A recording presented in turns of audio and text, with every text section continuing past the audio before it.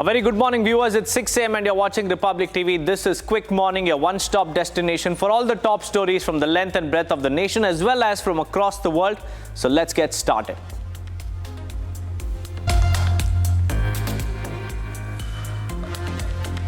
The discussion on the CAG report or the performance audit report on regulation and supply of liquor in Delhi will continue for the third day. Besides this, Delhi Chief Minister Rekha Gupta will be moving the motion in the Legislative Assembly today to choose BJP leader Mohan Singh Bisht as the Deputy Speaker of the House.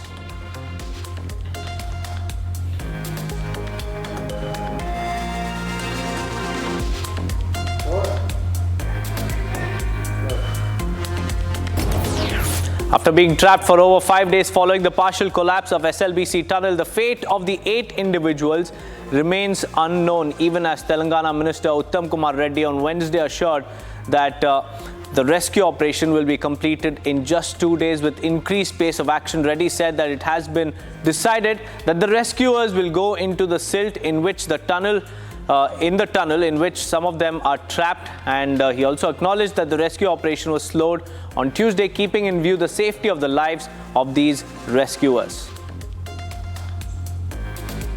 The assessment yesterday was that the people going into the rescue and to bring out the survivors would themselves be at a great risk. Now, yesterday and today till now we have assessed the situation, and now we are telling you clearly that how to minimize the risk for the rescuers. In 2 days we will finish everything.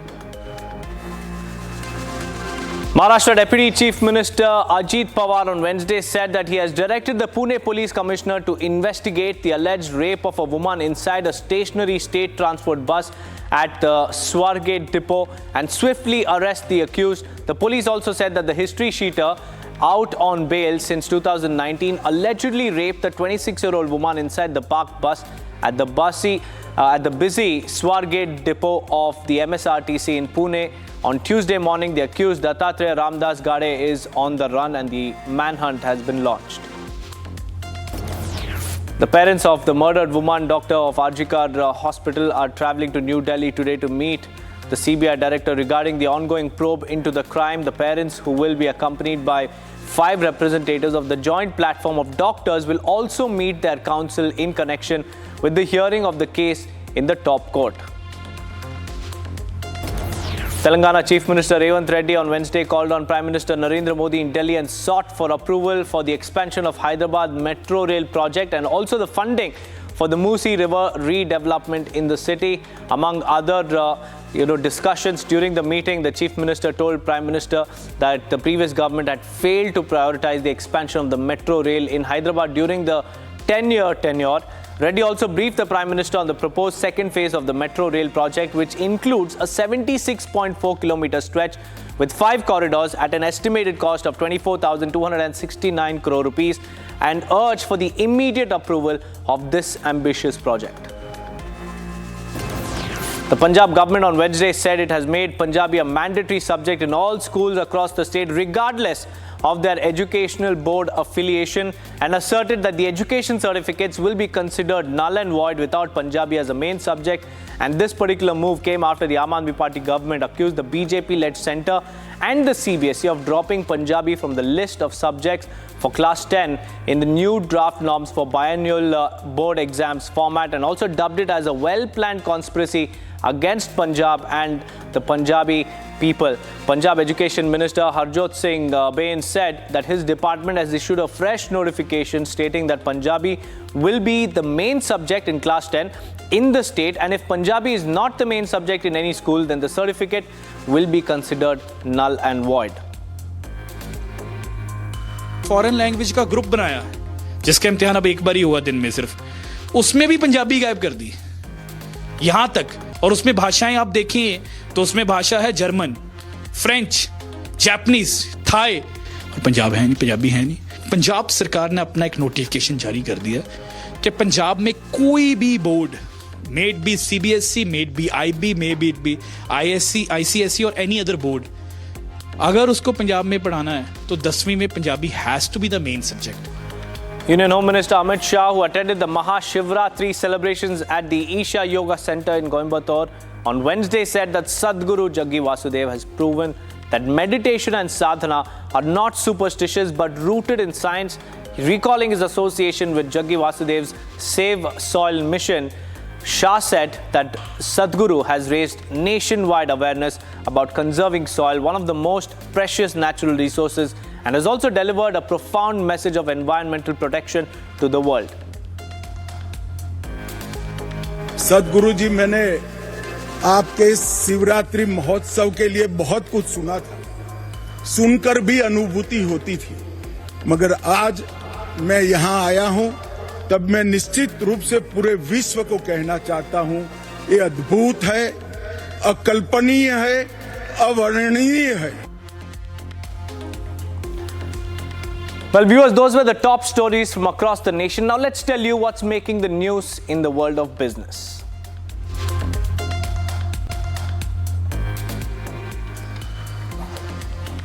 Bharti Airtel Limited has officially confirmed that it is in discussions with the Tata Group regarding a potential merger of their direct-to-home businesses, and according to a regulatory filing made by Airtel on Wednesday, the talks are at a very preliminary stage and the aim is to explore the possibility of integrating Tata Play Limited, Tata Group's DTH arm, with Bharti Telemedia Limited, a subsidiary of Airtel. Union Minister Hardeep Singh Puri on Wednesday said that India has nearly achieved an ambitious biofuel blending target ahead of the schedule. The original deadline for achieving 20% biofuel blending ratio was set for 2026. However, India is now on track to accomplish this goal much earlier than anticipated. I've been speaking non-stop now for about 3 months, so forgive me, including at India Energy Week, but I'll come back to that minute. Then I was in doing prachar on the budget, then I was in Punjab yesterday before and so on. So forgive my throat, but it'll hold. Biofuel blending, our target for 20% blending was 2026. And the Prime Minister has put in place an ecosystem. We have, you said, almost reached it. We have reached it. Wipro Limited, a leading global technology services and consulting company, has earmarked an additional $200 million to its venture capital arm, Wipro Ventures. This latest round of funding, the fourth since the fund's inception in 2015, aims to accelerate investments in early to mid-stage startups driving technological innovation. Starbucks is set to lay off 1,100 corporate employees globally as part of CEO Brian Niccol's plan to streamline operations and also reduce complexity. The company will notify affected employees by midday and is also eliminating several hundred unfilled positions.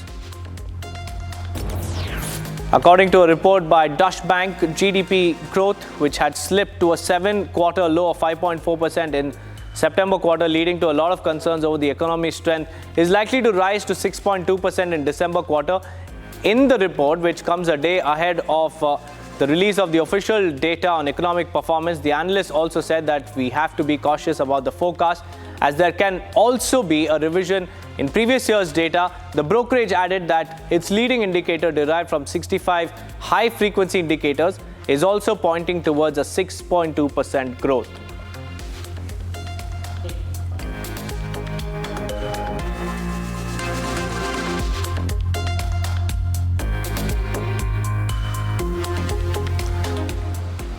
Now, viewers, it's time for us to take a look at the top stories from across the globe.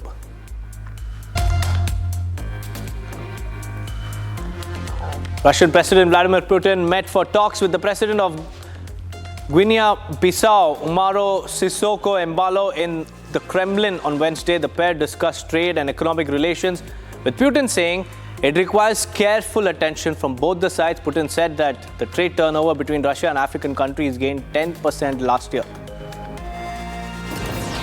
A court in Bosnia on Wednesday sentenced Milorad Dodik, the pro-Russia Bosnian Serb president, to 1 year in prison, and also banned him from politics for 6 years over his separatist actions as tensions mount in the fragile Balkan state. The landmark ruling by the court in Sarajevo came after a year-long trial against Dodik on charges that he disobeyed the top international envoy overseeing peace in the Balkan nation. The judgment becomes final after the appeal process completed. Israel is set to return hundreds of Palestinian prisoners from Offer prison to the West Bank. Hamas said it will return the bodies of 4 Israeli hostages in the coming hours. In exchange for the prisoners, Israel had also delayed the agreed upon prisoner release, which threatened to collapse the ceasefire in Gaza. President Donald Trump held the first cabinet meeting of his second term and praised billionaire Elon Musk, who is not a member of a cabinet but was also there defending DOGE. Trump invited Musk to speak first at the meeting, saying his cost-cutting work seems to be of great interest to everyone. He said there were many Americans who have such admiration for the mass firings. I don't want to start right now, but I can tell you that NATO you can forget about. I think that's probably the reason the whole thing started. And I think, JD, we can say that. Do you have a statement on that? You've been very much involved. I gave him the beauty.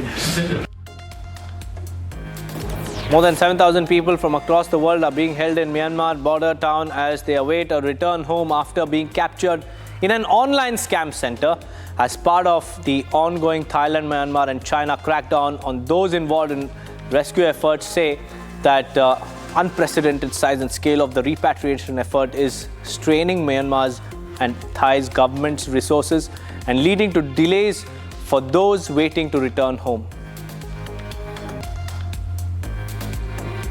We're looking at numbers in the thousands. The ability to get them over to Thailand and process them and house them and feed them would be impossible for most governments, especially where we are, which is a smaller community here. And it really does require collaboration and a unified effort. Syria's interim president Ahmad al-Shara met with Jordan's King Abdullah in Amman on Wednesday. Abdullah stressed on Jordan's support for rebuilding Syria through a political process in which all Syria's components participate to ensure its unity and also stability. He also praised the outcomes of the Syrian National Dialogue Conference.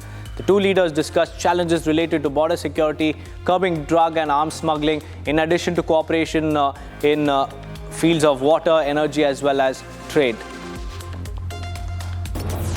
Ukrainian President Volodymyr Zelensky on Wednesday said that a framework economic deal with the US is ready, but US security guarantees that Kyiv views as vital for its war with Russia remain to be decided, and also a full agreement could hinge on talks in Washington as early as Friday. He said that the framework deal is a preliminary step towards a comprehensive agreement that will subject to ratification by Ukraine's parliament.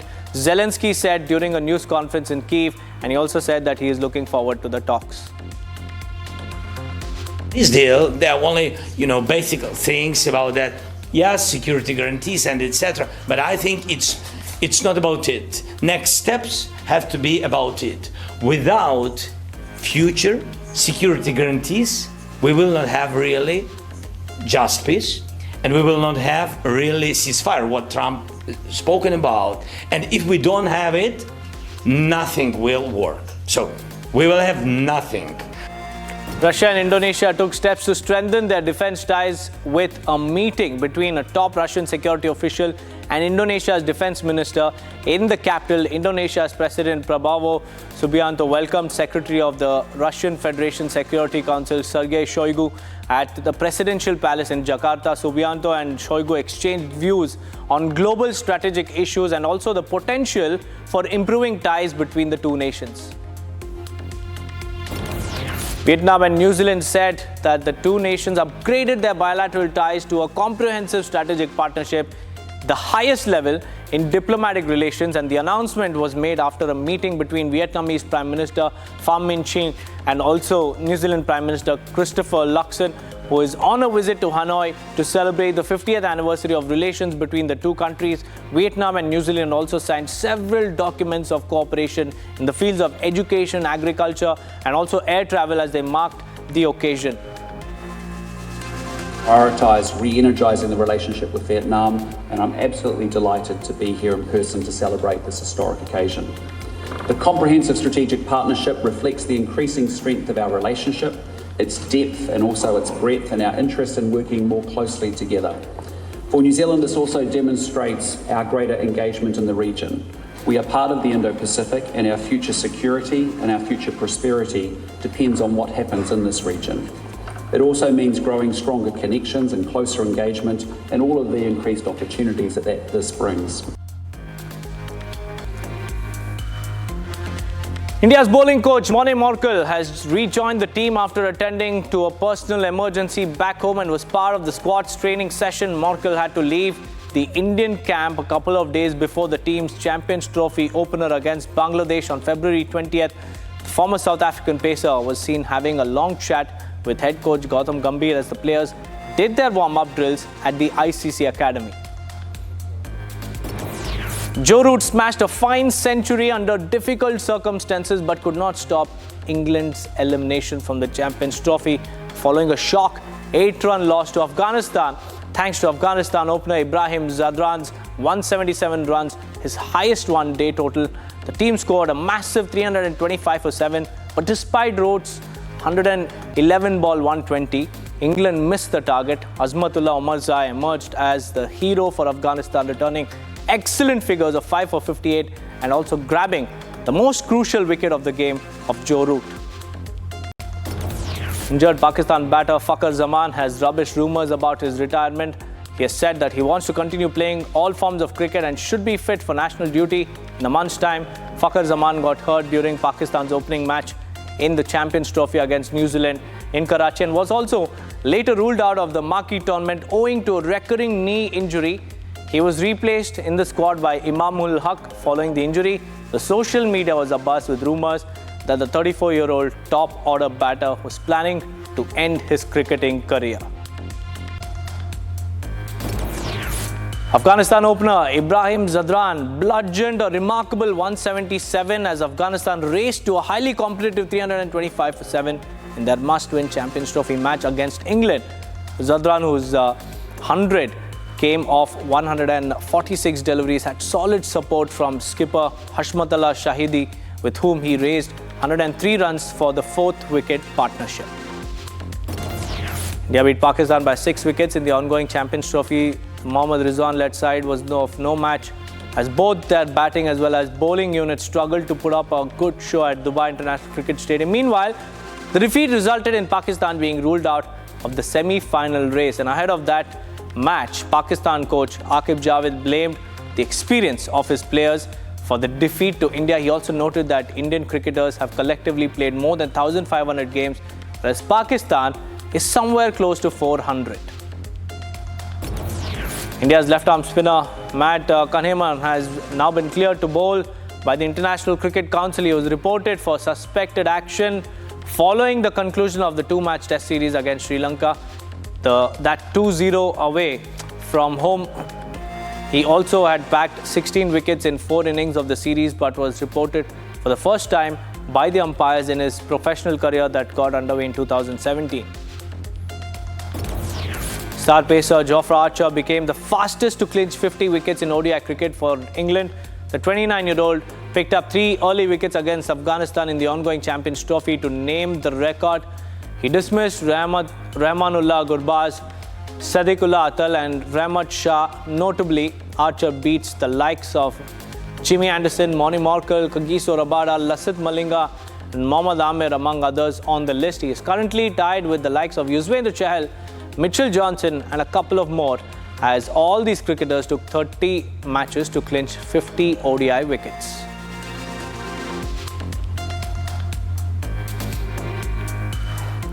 Now let's tell you what's happening in the world of glitz and glamour. That's entertainment. So sit back as we get you the top stories.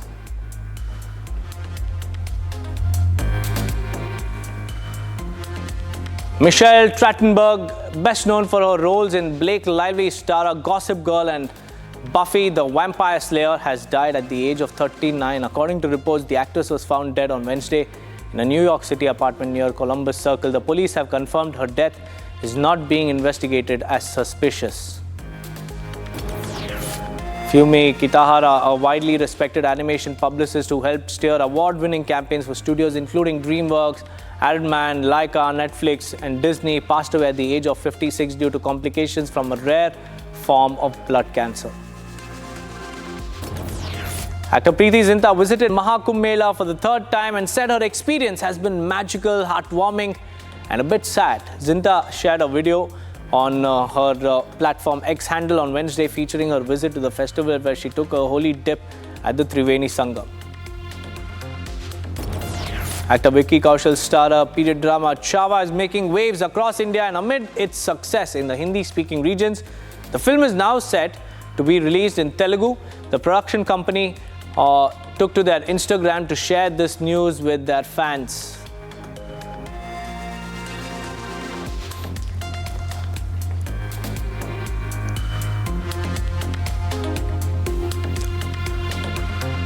Well, viewers, that's all we could pack for you in this edition of Quick Morning. But stay tuned to Republic as we get you the latest on the other side.